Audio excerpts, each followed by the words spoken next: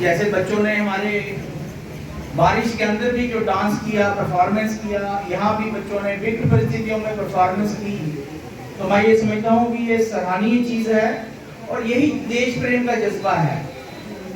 ये जज्बा जो है दिल के अंदर जो है, जैसे 15 अगस्त को आपको याद है कि हमारे स्वतंत्रता सेनानियों ने इस दिन को हासिल करने के लिए कितना योगदान दिया, कईयों के नाम भी हिस्ट्री से लुप्त हो चुके हैं। तो मैं ये समझता हूँ कि ये हमारा 15 अगस्त जो है ये बड़ा महत्वपूर्ण दिवस है, और दूसरा हमारा जो 26 जनवरी भी है वो भी महत्वपूर्ण दिवस है। लेकिन 15 अगस्त जो था 1947 को हमें देश आजाद हुआ, अंग्रेजों ने हमारे पर, हम अंग्रेजों के गुलाम थे, तरह तरह की यातनाएं हमारे उस वक्त के फ्रीडम फाइटर्स ने किस तरह की स्ट्रगल की होगी। हमारे महात्मा गांधी जी ने, वो एक लर्न्ड वकील थे और वहां से बैरिस्टर बनकर जब इंडिया लौटे, और अफ्रीका में आपको याद है कि उन्होंने एक मूवमेंट चलाई थी कि उन्होंने टिकट फर्स्ट क्लास का लिया था ट्रेन का, लेकिन उनको उस फर्स्ट क्लास के डब्बे से धक्का मार के नीचे गिरा दिया। क्यों? क्योंकि वे उनकी नस्ल के नहीं थे, वे श्वेत नहीं थे, उनको वो अश्वेत कहते थे। हम लोगों को वो सेकंड क्लास या थर्ड क्लास समझते थे। तो मैंने कहा, उन्होंने, गांधी जी ने उसी वक्त ये प्रण लिया कि अगर अफ्रीका जैसे कंट्री में ये हाल है तो मेरे मुल्क में क्या हाल होता होगा हमारे लोगों का। तो उन्होंने वहां पर एक मूवमेंट चलाई और उस डिस्क्रिमिनेशन, रेशियल डिस्क्रिमिनेशन के खिलाफ अपनी आवाज बुलंद की और लोगों को समझाया, आंदोलन की शुरुआत की। और उसके बाद उन्होंने यहाँ पर भारत के अंदर प्रयोग किया, और उस प्रयोग में उन्होंने पूरे भारत का भ्रमण करके उन्होंने देखा कि लोग, हमारे खुदीराम बोस या और लोग जो है वो जैसे फांसी पर चढ़ रहे हैं, कोई कुछ कर रहा है।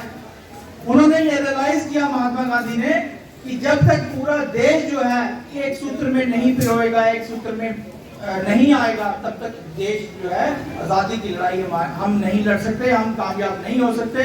और दूसरा उन्होंने कहा कि हमारे पास ताकत नहीं है, हमारे पास हथियार, गोला बारूद नहीं है, लेकिन हम इन अंग्रेजों का, जिनका पूरी विश्व में शासन है, इनका मुकाबला जो है हम बिना गोले, बिना हथियार चलाए, हम नॉन वायलेंस और अहिंसा से करेंगे।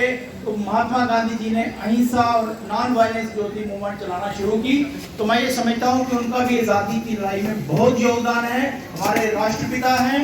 और कई ऐसे लोग, महान लोग, जैसे आपको याद है हमारे भगत सिंह, राजगुरु, सुखदेव, वो हमारे नौजवान हंसते हंसते उस वक्त फांसी पर चढ़ गए, लेकिन किसके लिए?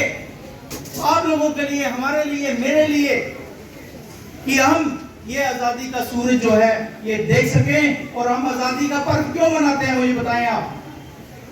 क्यों हम नेशनल डे हमने 15 अगस्त और 26 जनवरी को चुना है?